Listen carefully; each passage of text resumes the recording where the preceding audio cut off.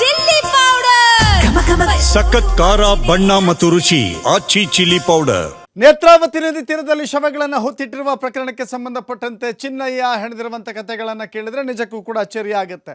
ಆತ ದಿನಕ್ಕೊಂದು ಕಥೆಯನ್ನು, ದಿನಕ್ಕೊಂದು ಸೀನನ್ನು ಕ್ರಿಯೇಟ್ ಮಾಡ್ತಾ ಹೋಗ್ತಾ ಇದ್ದ. ಈಗ ಮತ್ತೊಂದು ಸೀನ್, ಮತ್ತೊಂದು ಹೇಳಿಕೆ. SIT ಮುಂದೆ ಹೇಳಿದ ರಹಸ್ಯವನ್ನ ಕೋರ್ಟಿನಲ್ಲಿ ಬಿಚ್ಚಿಟ್ಟಿದ್ದಾನೆ. ಚಿನ್ನಯ್ಯನ ಹೊಸ ಹೇಳಿಕೆ ಕೇಳಿ SIT ಅಧಿಕಾರಿಗಳೇ ಶಾಕ್ ಆಗಿದ್ದಾರೆ.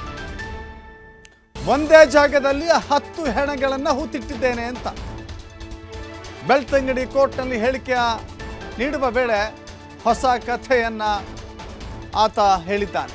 ನಿರ್ದಿಷ್ಟವಾಗಿ ಯಾವ ಸಮಯದಲ್ಲಿ ಹೂತಿದ್ದು ಅಂತ ಚಿನ್ನಯ್ಯ ಹೇಳಿಕೊಂಡಿಲ್ಲ.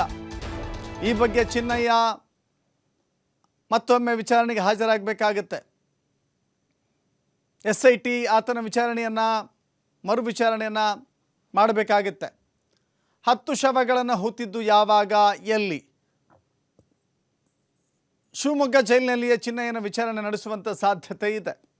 ಮಾಸ್ಕ್ ಮ್ಯಾನ್ ಚಿನ್ನಯ್ಯ ಬುರುಡೆಯನ್ನು ಕೈಲಿಟ್ಕೊಂಬಂದ, ಕೋರ್ಟಿಗೆ ಹಾಜರಾದ. ಇಂಥ ನೂರಾರು ಬುರುಡೆಗಳನ್ನು ತೋರಿಸ್ತೀನಿ ಬನ್ನಿ ನನ್ನ ಜೊತೆ ಅಂದ. ಇವನ ಮಾತನ್ನು ನಂಬಿಕೊಂಡು SIT ರಚನೆ ಆಯಿತು. ಇಲ್ಲಿವರೆಗೂ ಬಂದಿದೆ. ಈಗ ಹೊಸ ಕಥೆ.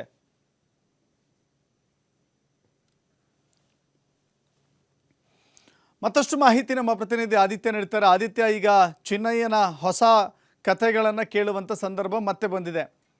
ಆತ ಒಂದೇ ಜಾಗದಲ್ಲಿ 10 ಶವಗಳನ್ನು ಹೂತಿಟ್ಟಿದ್ದಾನೆ ಅಂದರೆ ಆತ ತೋರಿಸಿದಂಥ 16-17 ಸ್ಪಾಟ್ಗಳನ್ನು ತೋರಿಸಿದ್ನಲ್ಲ, ಆ ಜಾಗಗಳನ್ನು ತೋರಿಸುವಾಗ ಈ 10 ಶವಗಳನ್ನು ಒಂದೇ ಕಡೆ ಹೂತಿಟ್ಟಿದ್ದ ಸ್ಥಳ ಯಾಕೆ ತೋರಿಸಲಿಲ್ಲ? ಆತನಿಗೆ ಮರ್ತು ಹೋಯ್ತಾ, ಅಥವಾ ಆತನಿಗೆ ಜ್ಞಾಪಕ ಇರಲಿಲ್ವಾ, ಅಥವಾ ಸ್ಥಳಗಳ ಐಡೆಂಟಿಟಿ ಗುರುತಿಸೋಕ್ಕೆ ಕಷ್ಟವಾಗಿತ್ತಾ? SIT ಮುಂದೆ ಹೇಳದ ಸತ್ಯವನ್ನು ಕೋರ್ಟ್ನಲ್ಲಿ ಹೇಳಿದ್ದಂಥ ಆತನ ಹೇಳಿಕೆಯ ಮರ್ಮ ಏನಿಲ್ಲ ಅಂತ.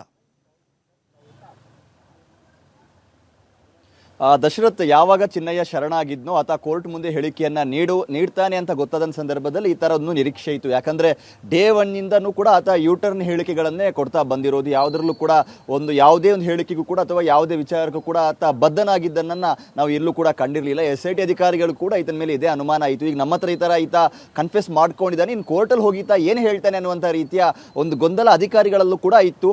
ಆದರೆ ಕೋರ್ಟ್ನಲ್ಲಿ ಆತ ಏನೆಲ್ಲ SIT ಅಧಿಕಾರಿಗಳ ಮುಂದೆ ಹೇಳಿದಾನೋ ಅದನ್ನೆಲ್ಲವನ್ನು ಕೂಡ ಹೇಳಿದ. ಆದ್ರೆ ಇಲ್ಲಿ ಆತ ಹೇಳಿರುವಂತ ಹೇಳಿಕೆಯನ್ನ ಆತ ಉಲ್ಟಾ ಹೊಡೆದಿಲ್ಲ. ಅದರ ಬದಲಾಗಿ ಒಂದು ಹೊಸ ಕಥೆಯನ್ನ ನ್ಯಾಯಾಲಯದ ಮುಂದೆ ಆತ ಹೇಳಿದಾನೆ. ಈಗಾಗಲೇ ಅಧಿಕಾರಿಗಳು ಇನ್ನೇನು ಈ ಒಂದು ಪ್ರಕರಣ ಎಂಡ್ ಆಗ್ತಾ ಬಂತು, ಇದಕ್ಕೆ ಚಾರ್ಜ್ ಶೀಟ್ ಅನ್ನ ಫೈಲ್ ಮಾಡಬೇಕು, ಅದಕ್ಕೆ ಬೇಕಾದಂತ ತಯಾರಿಗಳನ್ನ ಮಾಡ್ತಾ ಇರೋ ಸಂದರ್ಭದಲ್ಲಿ ಆತ ಕೋರ್ಟ್ ನಲ್ಲಿ ಏನ್ ಹೇಳಿಕೆಯನ್ನ ನೀಡಿದಾನೆ ಅನ್ನೋದನ್ನ ಪರಿಶೀಲನೆ ಮಾಡುವಂತ ಹೊತ್ತಿನಲ್ಲಿ ತನಿಖಾಧಿಕಾರಿ ಜಿತೇಂದ್ರ ಕುಮಾರ್ ದಯಾಮ್ ಅವರಿಗೆ ಒಂದು ಅರ್ಥದಲ್ಲಿ ಶಾಕ್ ಆಗಿದೆ.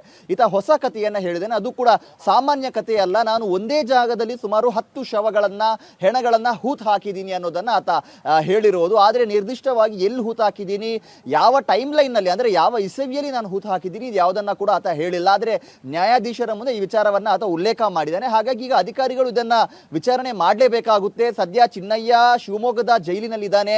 ಈಗಾಗಲೇ ಆತ ನ್ಯಾಯಾಂಗ ಬಂಧನದಲ್ಲಿದ್ದಾನೆ. ಮತ್ತೆ ಆತನನ್ನ ವಶಕ್ಕೆ ಪಡೆಯೋದು ಇದೆಲ್ಲ ಸಾಧ್ಯವಾಗದೇ ಇರುವಂತಹ ಮಾತು. ಯಾಕಂದ್ರೆ ವರದಿಯನ್ನ ತಯಾರು ಮಾಡಿ ಒಪ್ಪಿಸಬೇಕಾದಂತಹ ಪರಿಸ್ಥಿತಿಯಲ್ಲಿ SIT ಅಧಿಕಾರಿಗಳು ಇದ್ದಾರೆ. ಇನ್ನೊಂದು ಕಡೆಯಲ್ಲಿ ಬಹಳ ವಿಳಂಬವಾಗ್ತಾ ಇದೆ ತನಿಖೆ ಅನ್ನುವಂಥ ರೀತಿಯ ಪ್ರೆಷರ್ ಕೂಡ ಅವ್ರ ಮೇಲಿದೆ. ಇನ್ನೇನು ಚಾರ್ಜ್ ಶೀಟ್ ಅನ್ನ ಫೈಲ್ ಮಾಡಬೇಕು ಅನ್ನುವಂಥ ರೀತಿಯಲ್ಲಿ ಇರಬೇಕಾದ್ರೆ ಈಗ ಚಿನ್ನಯ್ಯನ ಇನ್ನೊಂದು ಹೊಸ ಪುರಾಣ ಮುಂದಕ್ಕೆ ಬಂದಿರೋದು. ಹಾಗಾಗಿ ಇದರ ತನಿಖೆಯನ್ನ ಮತ್ತು ಆತನಿಂದ ಮಾಹಿತಿಯನ್ನ ಪಡೆಯುವ ನಿಟ್ಟಿನಲ್ಲಿ ಅವರು ಶಿವಮೊಗ್ಗ ಜೈಲಿಗೆ ಹೋಗಿ ಆತನನ್ನ ವಿಚಾರಣೆ ಮಾಡ್ತಾರೆ ಅನ್ನುವಂಥ ರೀತಿಯ ಮಾಹಿತಿಗಳು ಇದೆ. ಸೊ ಮೇಲಧಿಕಾರಿಗಳ ಒಂದು ಆದೇಶಕ್ಕೋಸ್ಕರ ಈಗ ಅಧಿಕಾರಿಗಳು ಕಾಯ್ತಾ ಇದ್ದಾರೆ. ಪ್ರಣವ್ ಮೋಹಂತಿ ಅವರು ಈ ಬಗ್ಗೆ ಇನ್ನೇನು ಕೆಲವೇ ದಿನಗಳಲ್ಲಿ ಒಂದು ನಿರ್ಧಾರವನ್ನು ತೆಗೆದುಕೊಂಡು ಅವರನ್ನ ಯಾವ ರೀತಿ ವಿಚಾರಣೆಯನ್ನ ಮಾಡಬೇಕು ಮತ್ತು ಆತನ ಈ ಹೇಳಿಕೆ ನಿಜಾನ ಸುಳ್ಳ ಇದನ್ನೆಲ್ಲವನ್ನ ಕೂಡ ಕ್ಲಾರಿಫೈ ಮಾಡೋದಕ್ಕೆ SIT ಮುಂದಾಗುವ ಸಾಧ್ಯತೆಗಳು ಇದೆ. Dasharath, S, thank you.